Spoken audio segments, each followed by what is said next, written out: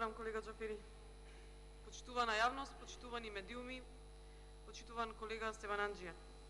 Тоа што владата наведе празни и необјаснети причини за разрешување на јавниот обвинител Марко Зврлевски во својот предлог, укажува на апсолутно непознавање на функцијата јавен обвинител и на неговите надлежности. Бидејќи јавниот обвинител нема обврска да поведува кривични постапки, тој не запира постапки. Јавниот обвинител не одлучува дека нема да се поведат постапки, бидејќи основните јавни обвинители, согласно Уставот и законот и со измените на Уставот, се самостојни во своето постапување. Самиот факт дека јавниот обвинител на Република Македонија не предлага, не разрешува и не избира јавни обвинители, се отстранува можноста да се влијае на јавните обвинители.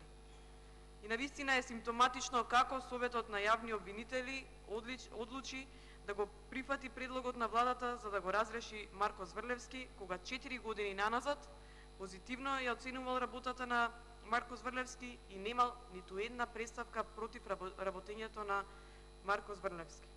Но контрадикторноста ја следи новата власт од првиот ден на нелегитимното конституирање.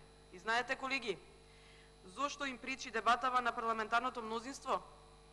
Бидејќи се разоткриваат сите нивни противзаконски разрешувања, сите избрзани и неиздржани назначувања на директори на јавни институции, управни одбори и така натаму. Па така ова парламентарно мнозинство не се соочува само со незадоволството на своето членство. Овие денови се соочува со оставки од токушто назначени нивни директори.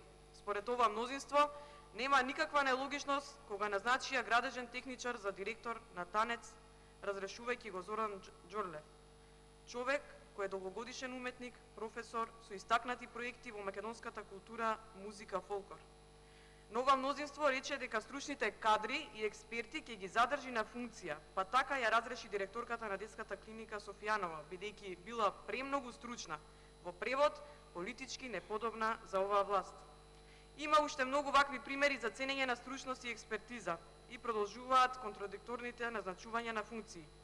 Почитувани граѓани, за решавање на вашите проблеми ќе почекате.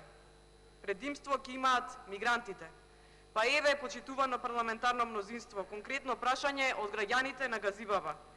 Дали ќе се градат згради за вдомување на мигранти во општина Газибаба и на кои локации? Ова прашање, колеги од мнозинството, заслужува одговор. Граѓаните се загрижени и бараат одговори, а вие молчите и бегате од дебата како ѓавол од темја. Време е да се одважите и да дадете одговори не на мене, туку на граѓаните. Ви благодарам.